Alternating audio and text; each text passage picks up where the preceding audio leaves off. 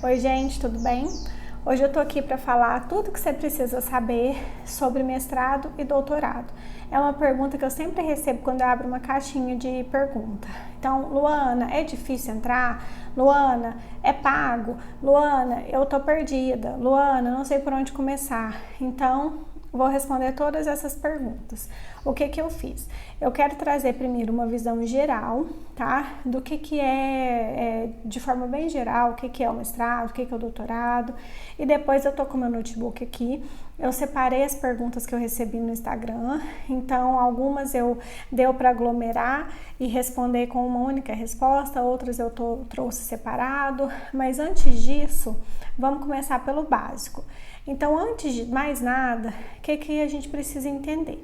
Que o mestrado e o doutorado, eles são também um tipo de pós-graduação, tá?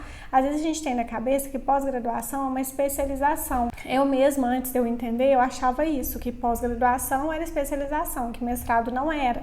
Mas sim, porque tudo que eu faço após a minha graduação, tá?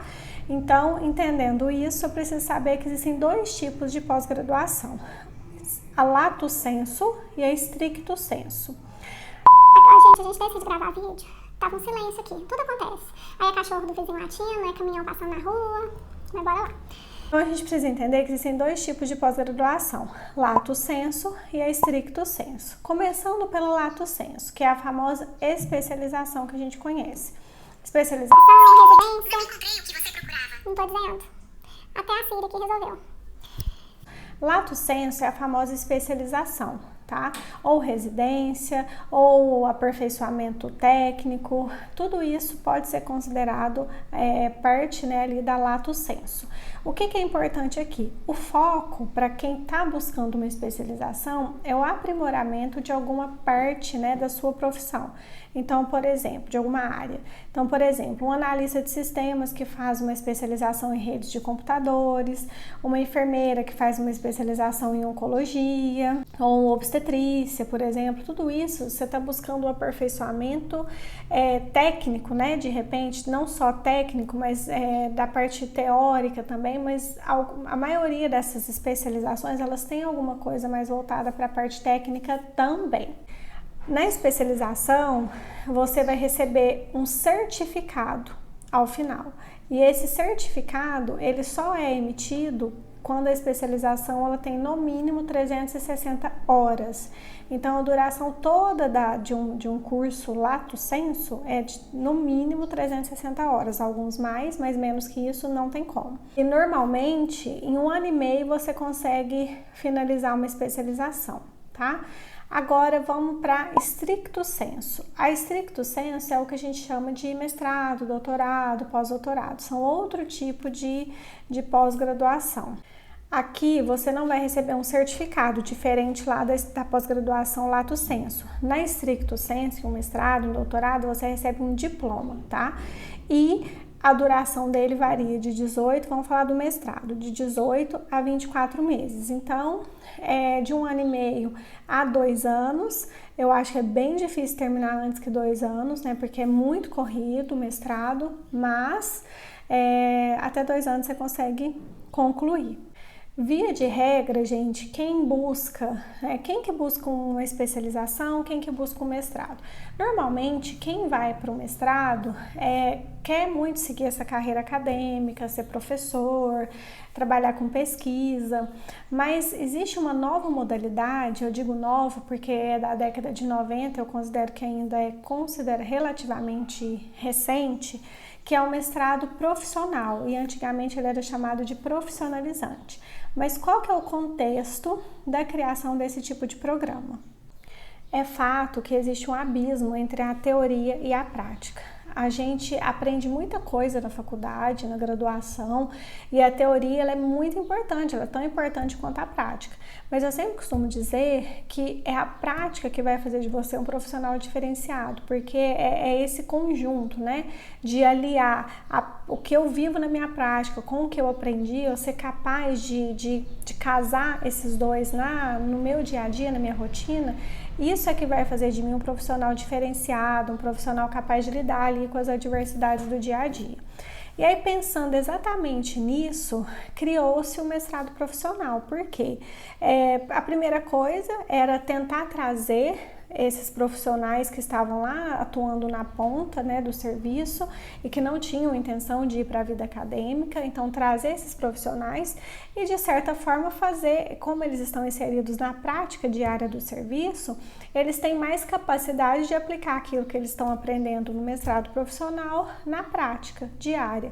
E o foco do mestrado profissional, até de experiência minha mesmo, que eu vou falar para vocês, o foco é o quê? Criar produtos ou soluções que sejam aplicáveis no dia a dia, na comunidade, que de fato possam auxiliar, né, aos profissionais ou auxiliar a população na comunidade, algo mais prático. Essa tendência do mestrado profissional, ela para mim é muito importante e pelo seguinte motivo.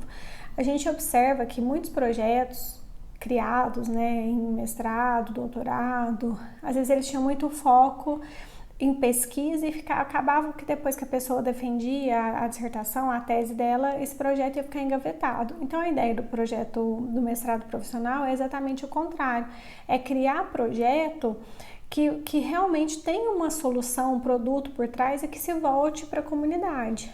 Que é o caso do mestrado que eu fiz. Eu fiz um mestrado profissional na USP de Ribeirão Preto e olha, ainda existe muito preconceito em cima de mestrado profissional, tem gente que fala que não é a mesma coisa que os outros, e eu posso dizer que sim, é a mesma coisa. Eu tive que conciliar com o meu trabalho na época, eu atuava como enfermeira de uma estratégia de saúde da família, então eu conciliava e eu posso dizer que o mestrado para mim foi uma experiência, foi muito bom, foi excepcional.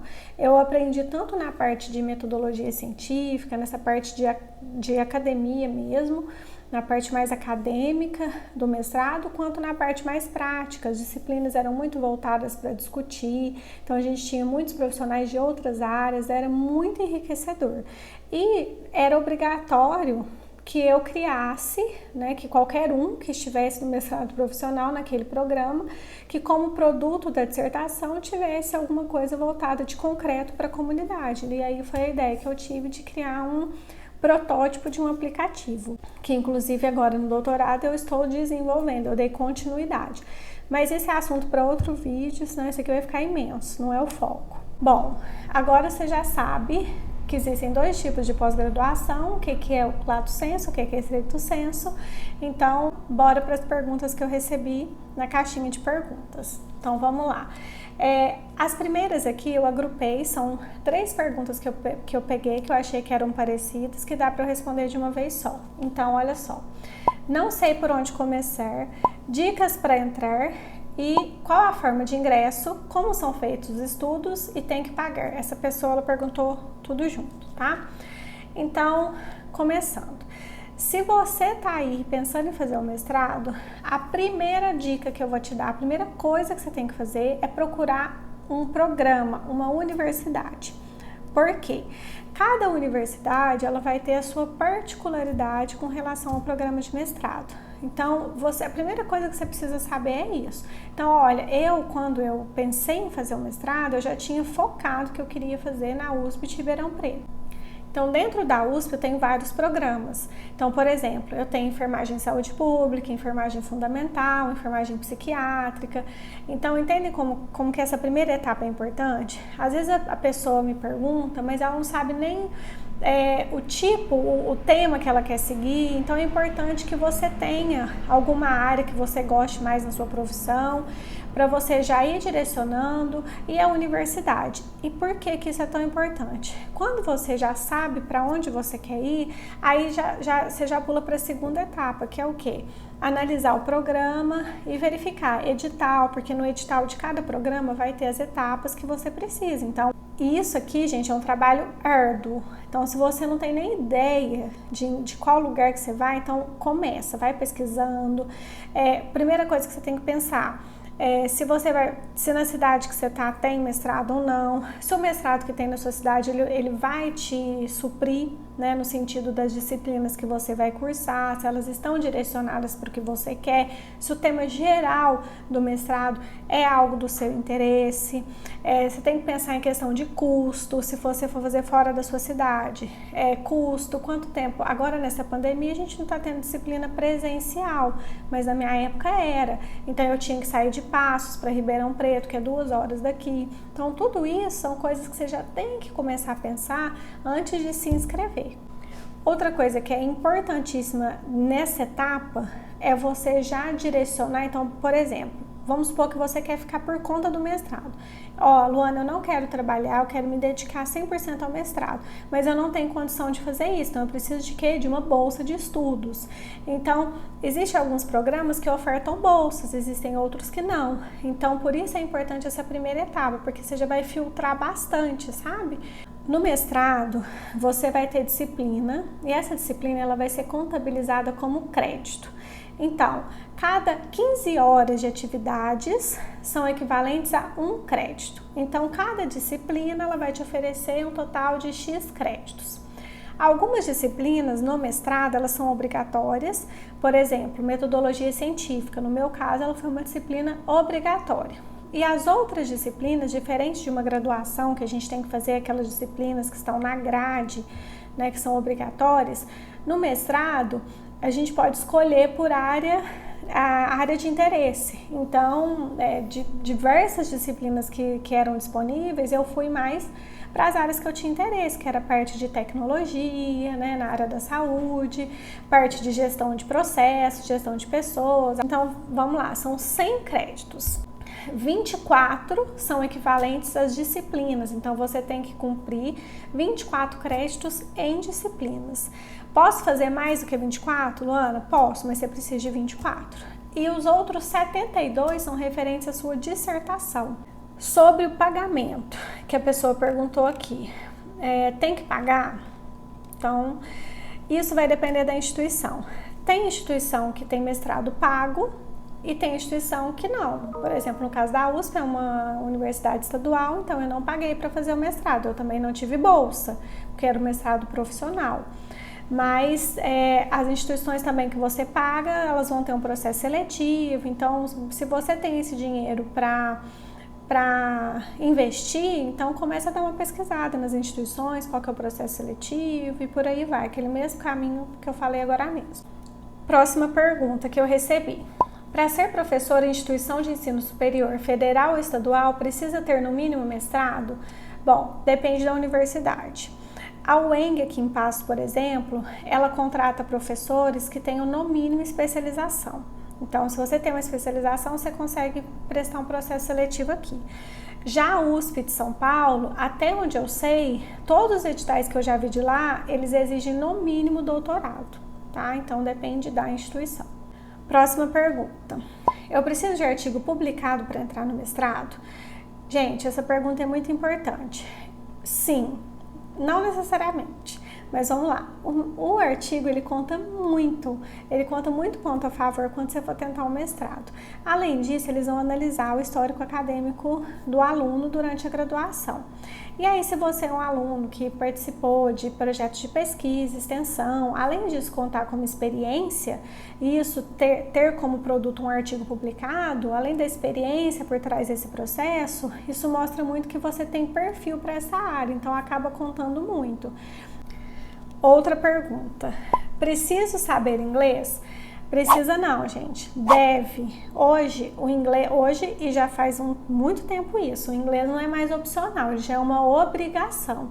Você tem que saber inglês, por diversos motivos. Tem muita coisa boa na literatura que não tem no Brasil, que você só vai achar, principalmente coisa muito nova, e na minha área de tecnologia, tudo que é muito novo e bom está em base de dados americana, né, ou de outros países. Então, se você está pensando em fazer o mestrado, já coloca isso na sua cabeça, que você vai ter que ler muito inglês, isso é primordial. Outra coisa, Para alguns mestrados, lembra que eu falei lá no início que era importante que você desse uma verificada antes, né? Em qual universidade você queria e o edital. Alguns programas de mestrado, se não todos, tá? Não posso estar afirmando aqui alguma coisa errada, mas eu acredito que hoje praticamente todos os mestrados, os programas, eles vão exigir de você uma proficiência em inglês, que é o quê? É uma prova que você faz, tem uma nota de corte, né, dependendo do programa. Então você vai fazer essa prova, você tem que ter essa nota mínima para comprovar a sua proficiência em outra língua. Então tem para inglês, tem para estrangeiro fazer em português. Então tem vários tipos dessa prova. Eu posso até fazer um vídeo rápido falando sobre isso.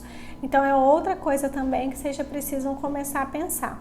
E aí, eu deixei 3 perguntas aqui por último, que eu vou te falar. Eu até dei risada na hora que eu recebi. Como fazer as tarefas sem procrastinar? Como terminar sem querer desistir 1 milhão de vezes? E como sair viva deles, né? Como sair viva do mestrado e do doutorado? Gente, não é fácil mesmo. Então, olha, tem que ter muita disciplina, foco, determinação, resiliência, organização. E mesmo assim, ainda é muito difícil. Quando eu fazia o mestrado, eu trabalhava 3 dias, os 3 períodos, para compensar a quinta e a sexta-feira que eu estava em Ribeirão Preto. Então eu saía daqui cedinho, na quinta, cedinho mesmo, eu saía daqui 5 da manhã, eu e mais outras amigas, a gente assistia aula o dia todo, na sexta também, voltava na sexta cansada, dirigindo. Final de semana eu ainda tinha que preparar aula, eu tinha que preparar conteúdo para os alunos, eu tinha que preparar coisa do mestrado, ler artigo, enfim, é uma rotina um pouco exaustiva. Então tem que ter muita disciplina, força de vontade para conseguir dar continuidade e foco, né? Foco principalmente para a gente conseguir finalizar. Agora, finalmente, para finalizar, é uma dica que eu vou te dar se você está pensando em começar o mestrado. Eu sugiro fortemente que se você é um aluno que está saindo agora da graduação e está meio perdido, não sabe por onde seguir, eu sugiro fortemente que você atue na prática da sua profissão antes de procurar um mestrado. Ai, Luana, por quê? Não pode fazer mestrado assim que sair da graduação? Pode, gente, pode fazer. Mas eu acho que a prática, ela enriquece muito você enquanto profissional, enquanto pessoa. E tem coisas que, infelizmente, tem coisas que você precisa, ou felizmente, né? Tem coisas que você precisa ir para a prática para aprender, que o livro não vai te ensinar. Então eu sugiro, e até mesmo para você amadurecer um pouco mais essa ideia de mestrado, de vida acadêmica, então eu sugiro fortemente isso. Não é errado, eu conheço profissionais excelentes que saíram direto da graduação e foram para o mestrado, mas para mim funcionou melhor dessa forma. Então eu me formei, eu trabalhei um tempo na minha área e depois eu decidi partir para a vida acadêmica. Bom, então é isso, eu espero que vocês tenham gostado de coração, espero que esse vídeo possa te ajudar, te nortear, decidir se você quer fazer um mestrado ou não. Qualquer dúvida eu estou à disposição, eu sempre abro caixinha de pergunta aqui no Instagram. Então é isso, beijo, tchau!